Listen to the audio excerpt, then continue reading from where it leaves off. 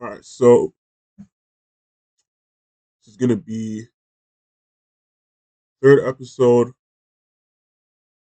of deck profile videos for the Brilliant Stars to Certain Sparks format.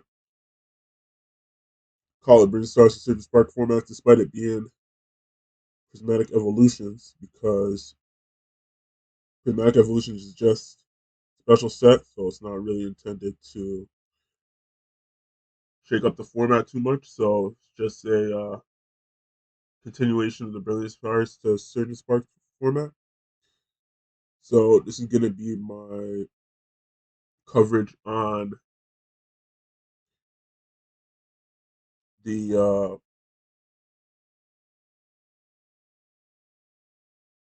Terapagos archetype for this format.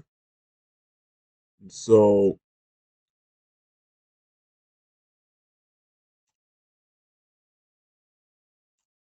yeah, this is something that definitely needs to be covered very much in depth. This is gonna be probably another longer video for this format. Uh, Terapagos is a newer card. It came out in Stellar Crown, and not a very simple, straightforward card. So it's very much been misunderstood throughout this format. Throughout the formats, it's been legal and standard. It's probably one of the most misunderstood archetypes in the whole format. So I feel like this video is very important to do, um, especially in depth. Not just give a deck profile and just give you 60 cards to play with in Pokemon Trading Card Game Live. I feel like really covering and trying to give a good understanding of kind of what this deck's goal is very important for this format. And especially going on because this card is going to be legal for the next 2 years at least, right? So just having a good understanding of this card as soon as possible is very important, right? So Terapagos EX, it's a 230 HP basic Pokemon EX, colorless, has two attacks, has two tree cost. So first attack, Unified Beatdown, 30x. If you go second, you can't use attack during your first turn. This attack does 30 damage for each of your bench Pokemon, right? So generally with a general bench, you have up to 5 Pokemon on it, so this attack would do 150. But with the trainer card that came out with it, Area Zero Underdepths, each player who has any Tera Pokemon in play can have up to 8 Pokemon on their bench, right? So multiply that by multiply 30 by 8 and you get 240, right? So this attack can do up to 240 damage, right? And so since this is a Terra Pokemon, it has a Terra attribute.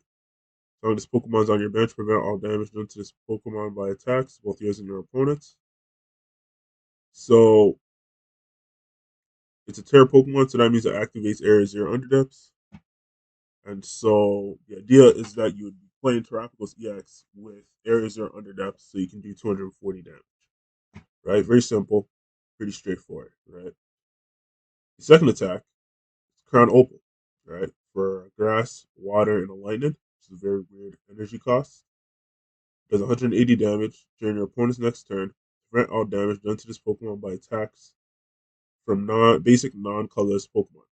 It's kind of a wordy effect. Basically, what it says is that basic non-colorless Pokemon cannot do damage to it. Basically, they can put damage counters on it, or they use effects to do damage to it, but they can't use attacks that deal direct damage to deal a damage to it, right? So an attack like, for example, this Ogerpon has the attack Mirror Leaf Shatter. Leaf Shower, which is 30 plus, and it doesn't have any special effects that do special types of damage, right? So it wouldn't be able to use its attack to do damage to Terapagos, right? So this may seem weird as a second attack, but if you play the game and you've played Terapagos in VGC in particular, kind of the design of Terapagos is that it's supposed to be like an omni Pokemon, basically. It's supposed to be able to do everything, right? So in doubles, it has its uh, uh, signature attack, um, Terra Starstorm, which when it's terastallized, it does damage to both opponent's Pokemon. And then its ability, Terra Shield, and then its other ability when it terastallizes, I think it's like Terraform Zero. Uh, Basically make it so it's a first ability when it comes out is Terra Shell. What it does is that when you're at full HP, your opponent's attacks um become not very effective to it. So instead of doing whatever damage they were gonna do, they become not very effective. So basically their damage gets cut in half, right? And then when it terastallizes, it gets the ability Terraform Zero, which which says that when it terastallizes, or when it comes into play, the effects of weather and the effects of terrain disappear. So it's basically supposed to be able to do a lot of things in one Pokemon, right? And it's a restricted Pokemon, so you can only have one type of this Pokemon on your team, right? So you have generally restricted Pokemon like Kyogre, Groudon, Rayquaza, etc. And these Pokemon are very powerful, right? And Terapagos is also one of these Pokemon. So if you understand what it does in the game, you understand kind of what they're trying to go with this attack and with this design of this card, basically. So that's kind of the general idea of Terapagos. And so that's kind of what it's supposed to do, right? And we'll go through kind of how the decks are supposed to be built so that you can understand what that Pokemon was trying to imitate what it does in the game, in the card game, basically, right? So this list I made is called Surfer Terapagos. So this list basically is trying to just get Terapagos inactive and just attack with it as quickly as possible, basically, right? So it's kind of a combo list.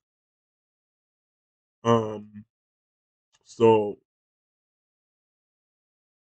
Terapagos, when it came out in Star Crown, it got a lot of supporting cards. So I have them all here. So you have the Noctowl as the ability Jewel Seeker. Once during your turn, when you play this Pokemon from your hand to evolve one of your Pokemon. If you have any Terra Pokemon in play, you may search your deck for up to 2 trainer cards, reveal them, and put them into your hand, and shuffle your deck. Right. So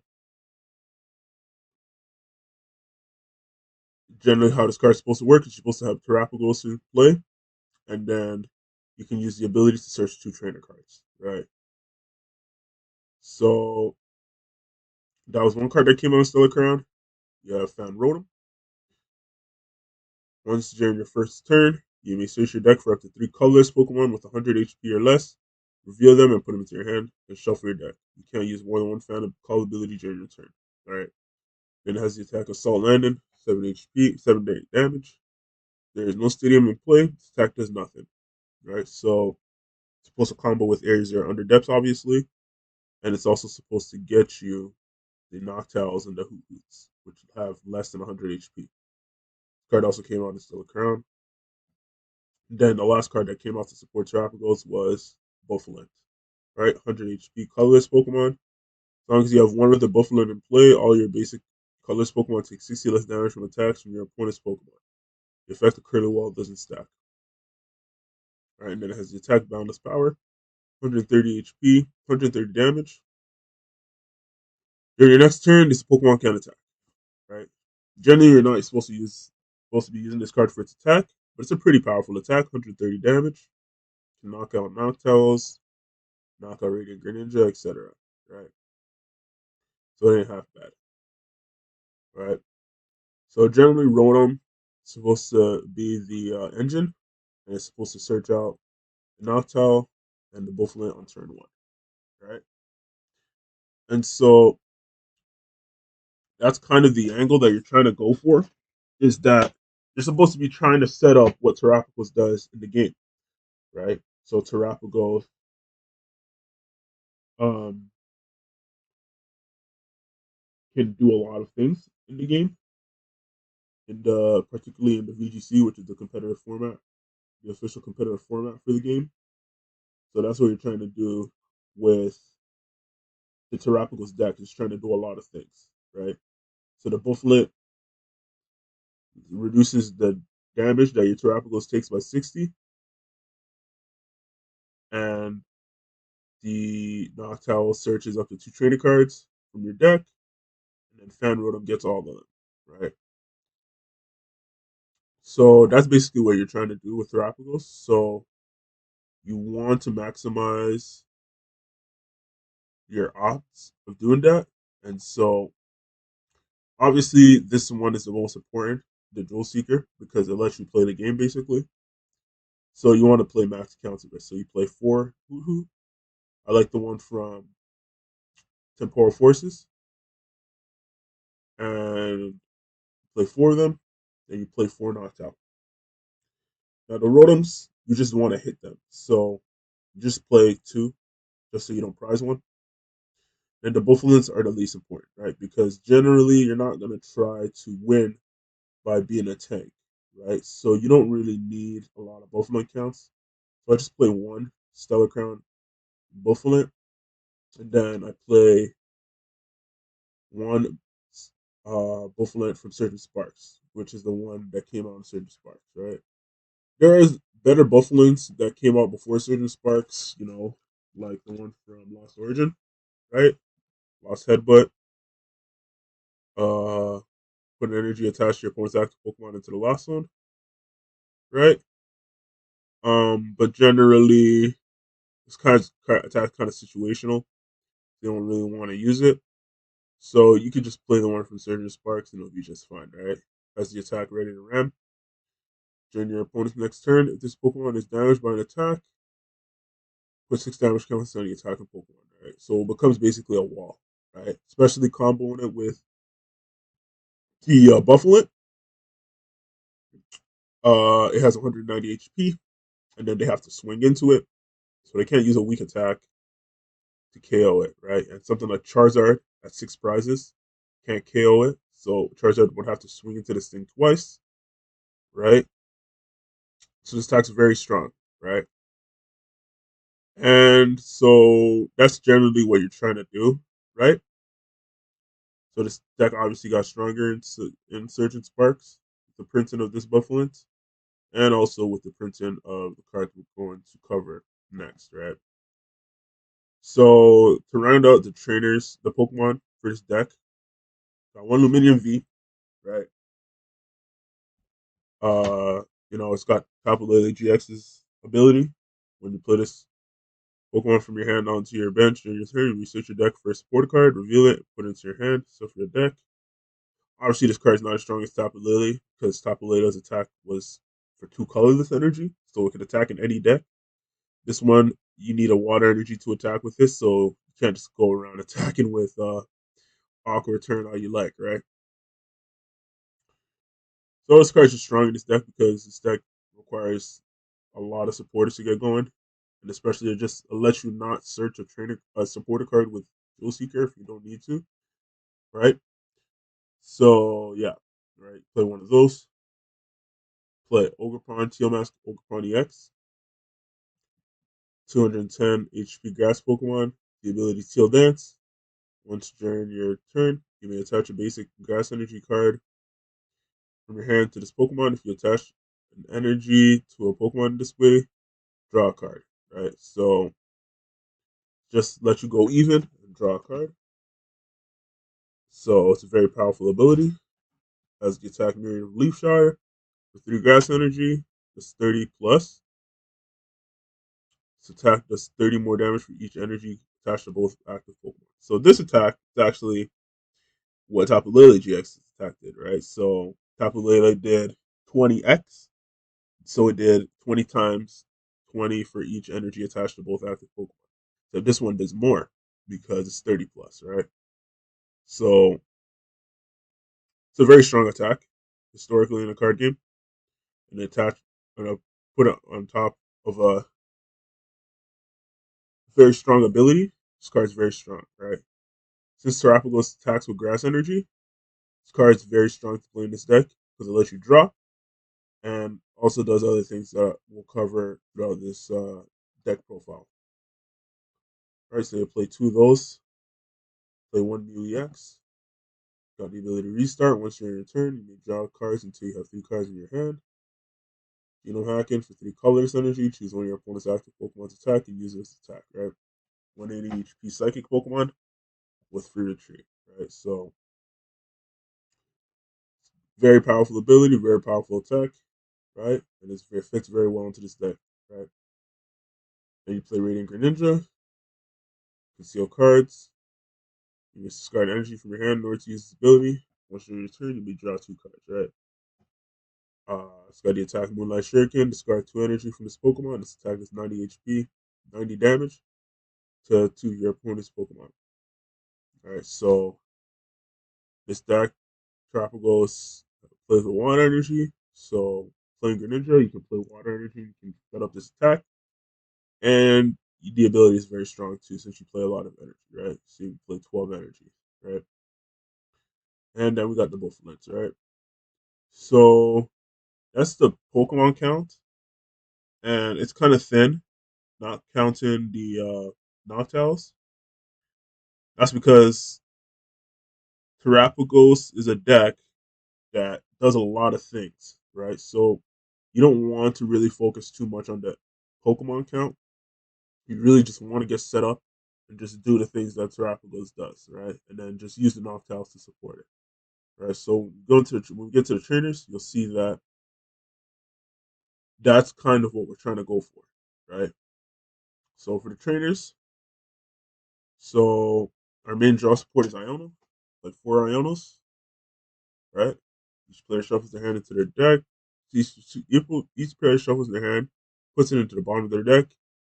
Either player puts any cards on the bottom of their deck that's away. Each player draws a card for each of their remaining Powers cards. But this card is actually read incorrectly. The uh, text for this card is actually incorrect because reads if either player puts any cards at the bottom of their deck this way, each player draws a card for each of their remaining prize cards. It's not true. Uh, you can just draw even if you put 0 cards at the bottom of your deck, right? If you have a 0 card hand, you get Iono, you can still draw, right? I don't know why this art thing is that, unless it's the case that you actually can't draw if you don't have cards in your hand. But generally, how we've been playing it is that you can draw even if you have 0 cards in your hand, right? So, but nonetheless, this card is very powerful in this deck. You play a lot of single price Pokemon, right? The games are going to be very long because you have a lot of options. And that's generally how Terapagos games are supposed to go. The games are supposed to be very long. So playing 4 Iono means you're just going to get a lot of value from it. Your opponent's not just going to be able to set up a big hand size and just combo you into oblivion. So you play 4 just so that you get a lot of value from it, right? Next supporter we play For drawing, we play Surfer. Switch your active Pokemon with one of your bench Pokemon. If you do draw cards until you have 5 cards in your hand, came out of Surging Sparks. And so the general idea with this card is that Terapagos is going to need to get into active, right? And you're generally not going to be opening Terapagos, right? So the idea is that you search this card with Noctowl, and then you can use it to get your Terapagos inactive, and you can start attacking as soon as possible, right? So you only play 2 because you're only going to probably need to do it once. So that's generally the idea, right? And then you play your other Terapagos trainers. So you play Areas your Underdepths. Each player who has any Terra Pokemon play can have up to 8 Pokemon on their bench. The player no longer has Terra Pokemon in play. That player discards Pokemon from their bench until they have 5. When this player card leaves play, both players discard Pokemon from their bench until they have 5. The player who plays this card discards first. Right? So you play this card so you can have up to 8 Pokemon. This deck relies a lot on bench space, so the more bench space you have, the better. And you don't want to have this card clogging up your deck because there's not a lot of ways. People don't play a lot of supporters stadiums in this format, so you don't really need that many area zeros. So you can just play 3, just so you can hit them. And yeah, right. Then you play silver. You play a glass trumpet. You can only use this card if you have any Terra Pokemon in play. Choose up to 2 of your bench colorless Pokemon and attach a basic energy card from your discard pile to each of them. Right. So this card is meant to be charging up Terapagos. So it's a Terra Pokemon, so it fulfills the Terra Pokemon condition, and it's colorless, right? So all you gotta do is just have Terapagos in play, and you can use this card, right? You only play 1 because generally you're not gonna need it too much, because once you get a Terapagos set up, it's gonna be set up for a while. So you don't really need a lot of trumpets to keep looping them. So you just play 1, right?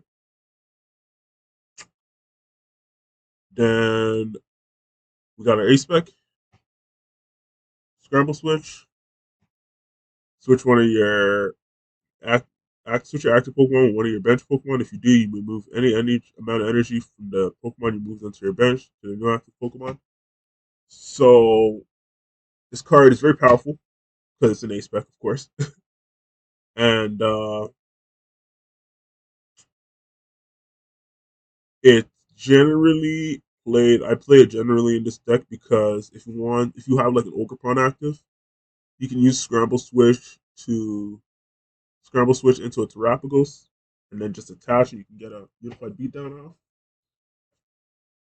You play a lot of cards that can get stuck inactive, like Buffalin and Noctowl. So this A spec just is a very powerful A spec in this deck, right? And it also lends into the theme of Terapagos, which is that it's supposed to be doing a lot of stuff. So this card does a lot of stuff in this deck, so it's a very good A spec in this deck, right? Then you got your last uh Terapagos card, which is actually the whole crux of this deck, basically. You wanted to lean into any aspect of this deck and say which aspect is the most important, it's Briar. So Briar, you use this card only if your opponent has exactly 2 prayers cards remaining. During this turn, if your opponent active Pokemon is not knocked out from damage from an attack by your Terra Pokemon, take 1 more prize card. Right? So this card basically lets you take an extra prize card for a knockout. And it's the reason why this deck even functions. It's how this deck is supposed to function, right?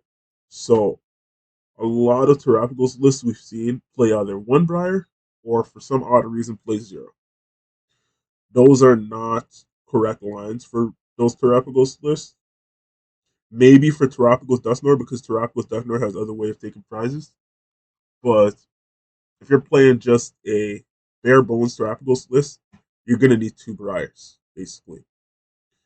because the whole idea of Terapagos is that you're supposed to be setting up board states where you can win in a whole variety of ways, basically, right? Because if you remember what I was talking about with Terapagos earlier in this video, is that they're trying to imitate the design of Terapagos in the game into the card game, right? So this card basically allows you to set up board states so that you can win in all sorts of ways, basically. It's not supposed to be some just omni broken card that just completely breaks the game because you can take an extra prize card.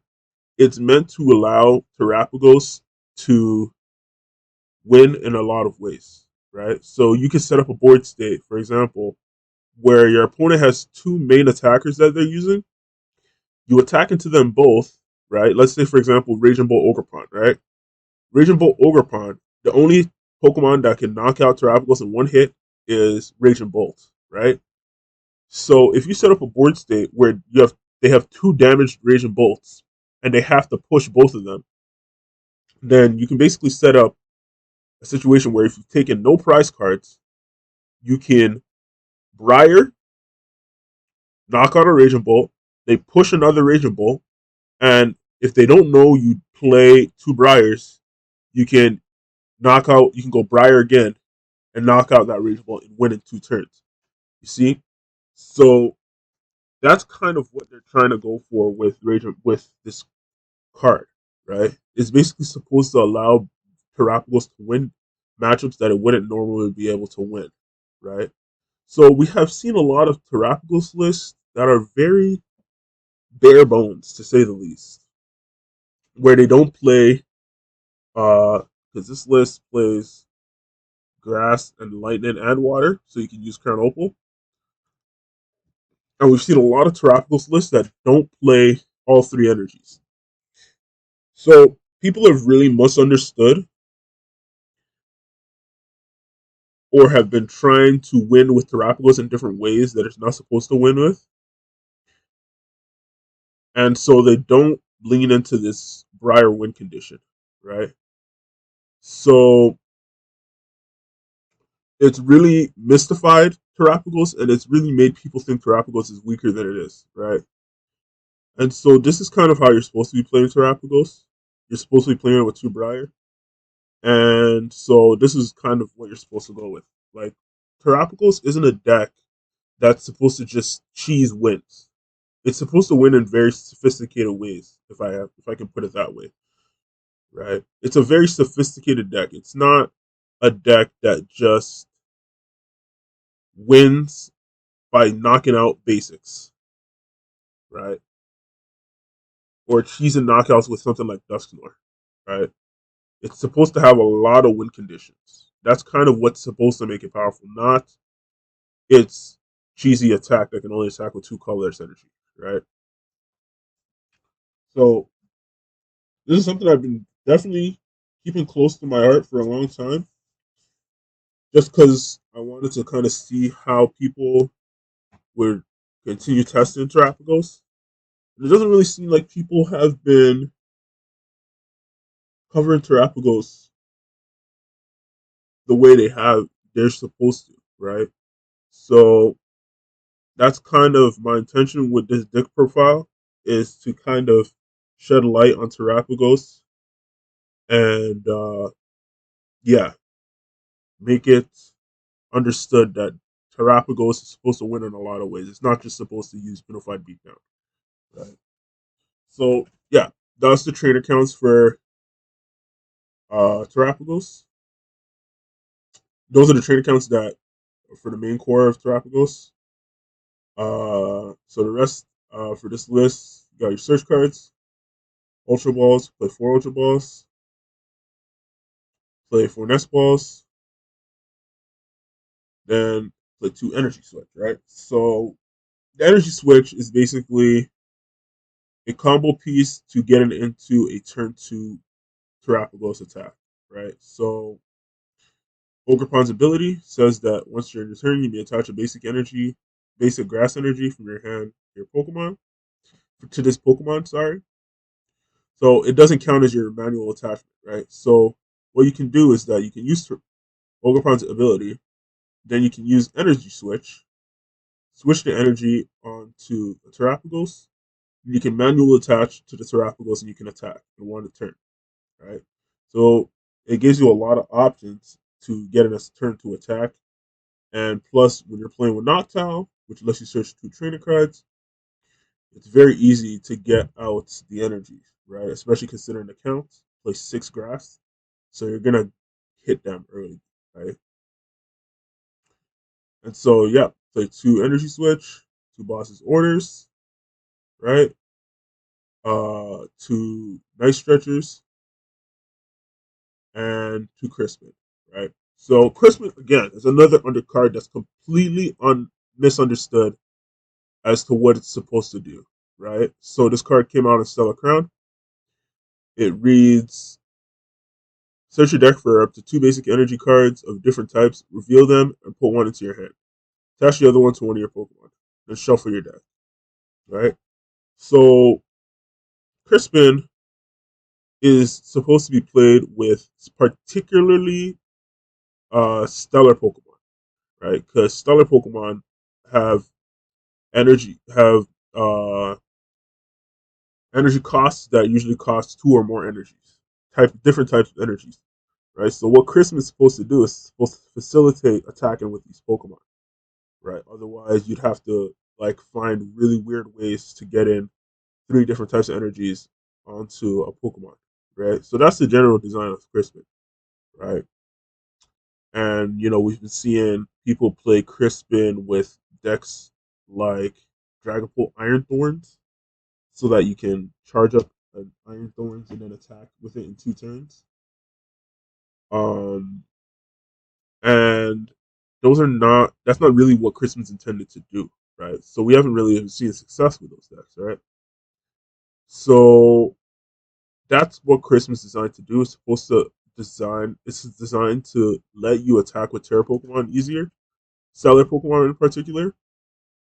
And so play 2 copies so that you can attack with Terapagos in 1 turn with it, right? So if you open a Terapagos, you can just Jewel Seeker for Crispin and you can attack, right? So you play 2 copies, right? So that's the trainer count for this copy, for this list. Then you go to energy, you play 6 grass, 3 lightning, and 3 water. Right. So you play 6 grass because you're playing Ogrepon, so you want to just have a lot of excess grass energy so you can draw. Then you play 3 lightning and 3 water so that you can just have better odds for Crispin, basically. Because if you draw into extra waters and lightnings and maybe you have some prize or discarded already, then you have extras in your deck so you can use Crispin, right? So that's the general idea for this one. Uh, and we'll go into matchup spreads after I'm done covering the other 2 lists that I want to cover.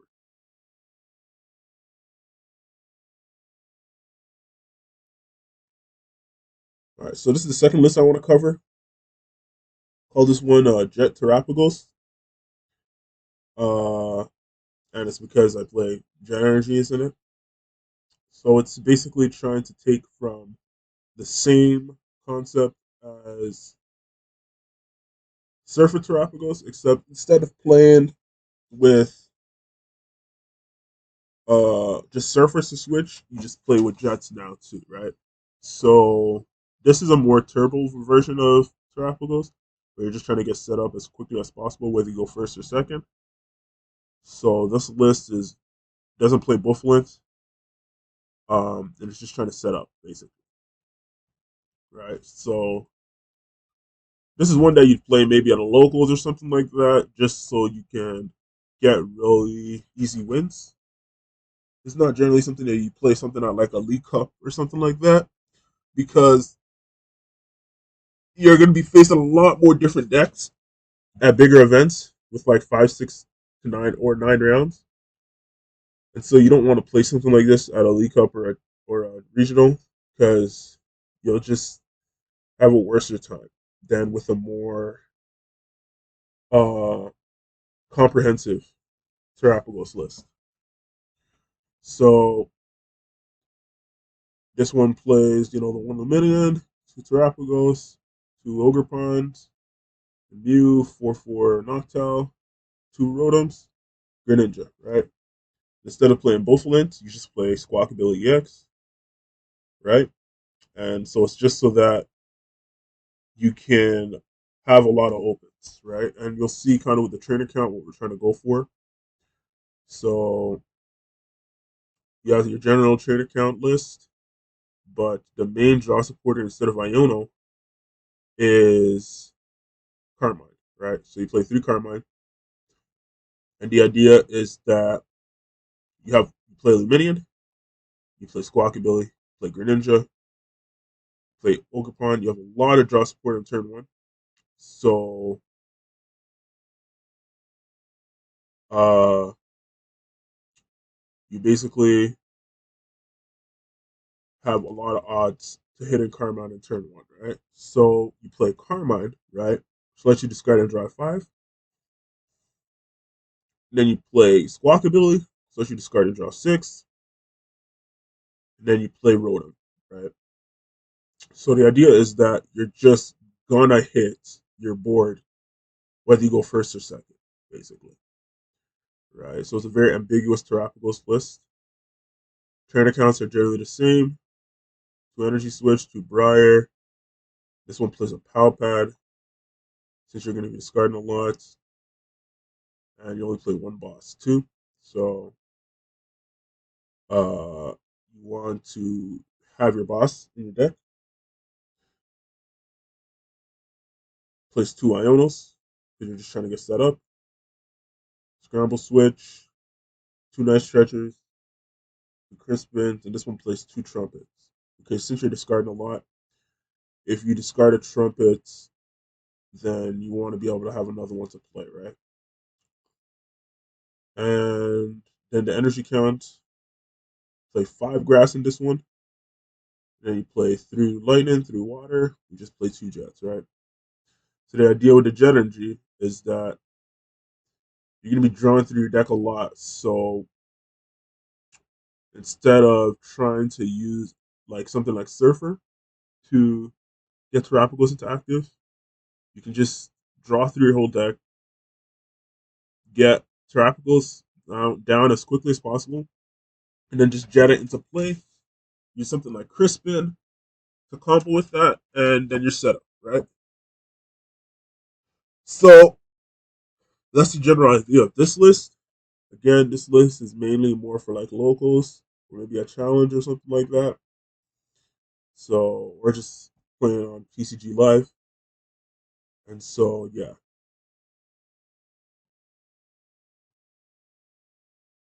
All right, so this is a special Terapagos list that I've been working on for a little bit.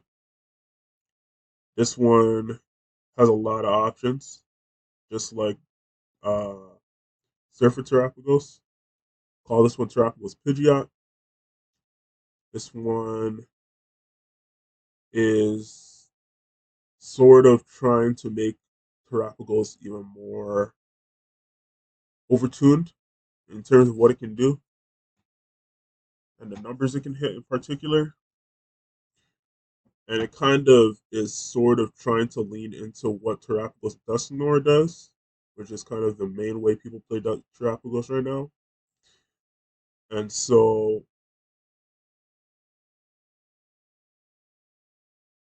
uh, this list has a lot of different attackers in it, and it's trying to do a lot of things. So I'll go over this, and then I'll kind of go over matchup spreads for Terapagos, try to how you're and how kind of how you're trying to win with Terapagos, and why I play this Terapagos list as well.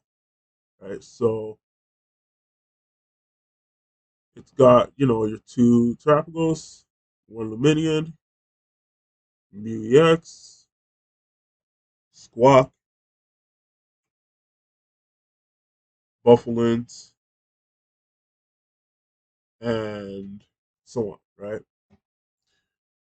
You might be wondering why Rotom isn't in this list.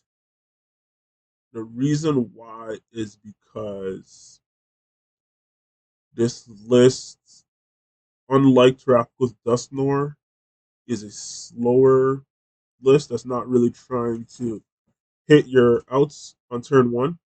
And since this does a lot of things, it's not trying to just do the linear setup where you just set up two Hoots and then you just try to win that way, right? You notice that this deck doesn't even play Octal, right? So this deck has a lot of colorless Pokemon in it as well, and I'll explain why, right? So basically, the main Pokemon that is your engine in this deck is, Pidgeot EX. Came out in Obsidian Flames. Once during your turn, you may search your deck for a card and put it into your hand. Right? You can't use more quick search. You use more than one quick search ability each turn. Right? So it's a very powerful attack. Ability. And so you can only use it once per turn. Right? And it's a stage 2 as well. Right? So it's very hard to get into play, especially with this list. But once you get into play, then you're off to the races, basically, right? So you have a lot of ways to set it up. You have the Radiant Greninja, you got the Minion, you got Squawkability X, right? So you can get into it, right? And it's really not even important that you set it up. It's just in here because you're not playing Noctowl, because your bench space is very important in this deck. And so this one, you're really just trying to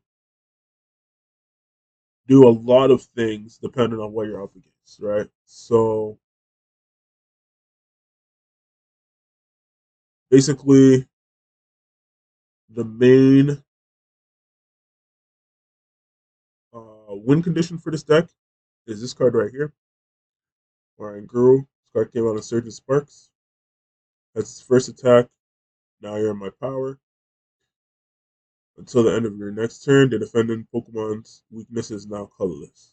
Right? So historically, Oranguru is known for having very inexpensive attacks and very powerful attacks. Right? You've been playing for a while, you know about Oranguru from Ultra Prism, I believe, or might be Crimson Invasion. I'm not sure, but basically had the attack resource management for colorless energy. You could put, I think it was 3 cards from your discard pile into the bottom of your deck in any order. So it created a lot of problems because people would just build very, very degenerate control decks around it. And they would set up board states where you could just loop very powerful cards back into your bottom of your deck, and you'd have no deck left. So you'd basically just be drawn into these cards, right? So Oranguru historically has very powerful and very inexpensive attacks. This is kind of no different. So this attack makes your opponent's weakness colorless, right? So that's very powerful because no Pokemon has the colorless weakness in the standard format right now, right? So to make a Pokemon's ability uh, makes a Pokemon's weakness colorless is a very big detriment to put on a Pokemon. So this attack is very powerful, right? And considering how colorless works, that any energy can charge up those attacks, you can set up a lot of really powerful combos with this card. And so this attack is very powerful. Even though it hasn't seen any play at all, this attack is powerful nonetheless, right? So that's kind of what we're trying to go for this deck. So basically, We have a bunch of attackers, colorless attackers, to combo with the Oranguru, and so we'll go over them, right? So obviously the first one is Terapagos. So it has the ability to attack Unified Beatdown, two colorless energies, attack does 30 damage for each of your managed Pokemon. So we've already gone over it that this attack can only do max 240, but when you use the attack Denier My Power first, now the Pokemon has colorless weakness. That means Terapagos hits it for weakness, right? So that means that effectively Terapagos can one shot any Pokemon, right? So you have the ability now to KO any Pokemon in the format, basically, right? This is a very powerful effect, especially on a Pokemon like Terapagos that can do a lot of things. So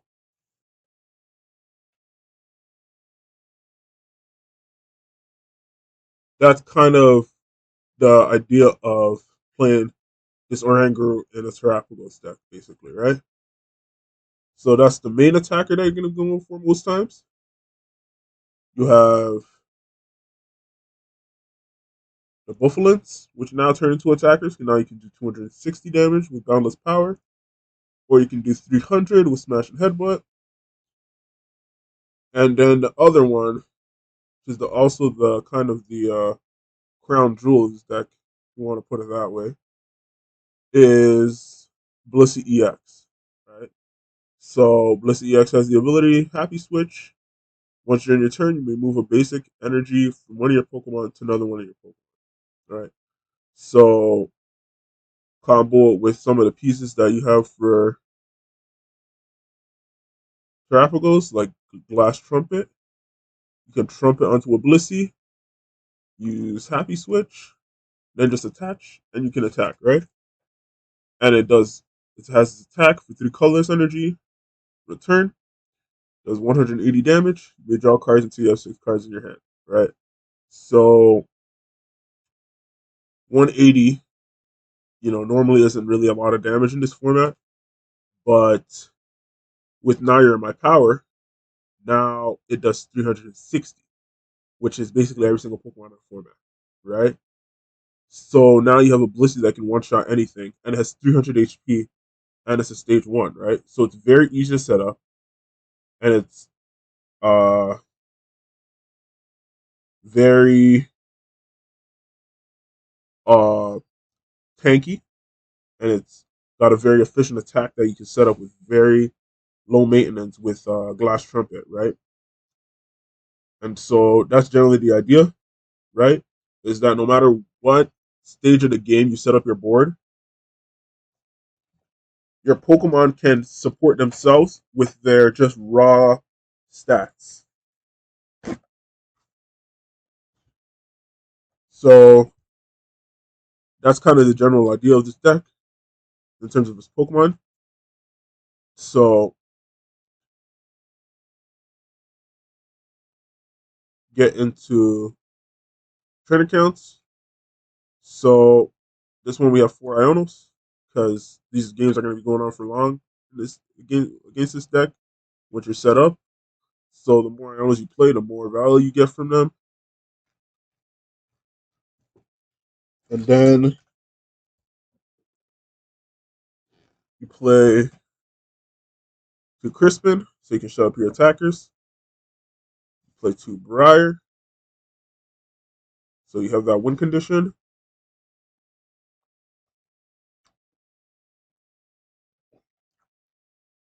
You set up board states where you can use like Nair by power, hail something from full health, and then win through other means, right? You play two area zeros instead of three, because generally you're not going to need to set up a whole board to be effective with this deck, but it's still a Terapagos deck, so you still need area zero. So you play two instead of three, gives you extra counts. So now you can put cards like Red Candy, play two of, so you can set up your Pidgeots. And then the other supporter, that's your draw engine, is Drayden, right? Drayden is a card that came out of certain Sparks. It's a supporter, and it reads: look at the top 7 cards of your deck. You'll be able to reveal a Pokemon and a trainer card. Find there, put it into your hands. Shuffle the other cards back into your deck. Right. So basically, the idea of this card is that you need a lot of pieces to set up your board at certain times, and so Drayden basically lets you play the odd games very well instead of just trying to draw into everything. You can basically use Drayden to fix your odds better, and so that's kind of what you're trying to go for, right? You play 4 so you can draw into them and you can combo with them, and that's generally what Drayden is supposed to do in this deck, right? Then you play your 4 Ultra Balls, 4 Nest Balls, 2 Boss, 2 Stretcher. The ace spec is Scoop Cyclone, right? So Super Cyclone was printed in the black and white era when they were printed ace specs, and so this is a reprint of it. And what it does reads: put one of your Pokemon and all target cards into your hand. So this is an effect that's very powerful, especially in this deck that has a lot of very tanky Pokemon like Terapagos and Blissey EX. So uh playing Scoop Cyclone is very powerful, right? And you also have another attack I didn't mention, which is Blood Ursa Luna EX, 260 HP colorless Pokemon, has the ability Season Skill. Blood Moon attacks used by this Pokemon cost colorless less for each prize card your opponent has taken. Then has the attack Blood Moon, 5 colorless energy, does 240 damage. During your next turn, this Pokemon can attack, right? So generally, this is a card that you use in the mid to late game, but because you play cards like Blissey EX and Glass Trumpet, you can set this attack up as early as when your opponent has 4 prizes, right? Then you can use the Ace Spec Screw Up Cyclone to reset it and maybe switch into another attacker, right? And especially because you play Happy Switch, you can switch the energy off the Blood Moon, and then you can scoop it up, and then you can attack with something else because now you have energy in your hands, right? So you can see that this board, once it's set up, is very powerful and can do a lot of things, right? So that's kind of the general idea of this archetype. And so that's the trainer count. So the energy count, you play 3 lightning, 3 water, 3 grass, and then you play 2 jets, right? So this is a lower count than the other 2 tropical decks because we're not trying to use like cards like an Ogre to draw cards. We're just trying to get set up and just combo basically and kind of control the board, right? So it's kind of like a combo slash control deck. So it's sort of like a balance type of deck, and so you don't need a lot of high counts into one type of energy. You can just play a balanced amount of energy, and then you can play 2 jets so that you can combo with Terapagos, combo Blood Moon Ursaluna, combo with Oranguru, and that's kind of what you're trying to go for, right? So this list, I would say, this is something that you probably play at a regionals if you really wanted to refine it. This list plays long games, and they can win very fast once it sets up. But in terms of best of one, I would not recommend this deck. This deck is not gonna be as successful in a best of one format than it would in a best of 3 format. So I would not try to play uh this deck in best of ones. I would definitely play this in best of 3 formats instead, right? Because you'll feel very miserable, you know, hitting like Roaring Moon and Raging Bolt, and you don't even get to set up, right? So yeah, I'd recommend this deck more for best of three. And yeah, that's kind of what I would go for with this deck. And so yeah, those are the three archetypes, the three lists I have for Terapagos for Brilliant Stars Search with Sparks. Hope you liked this video. Thank you very much for listening, and I'll see you in the next video.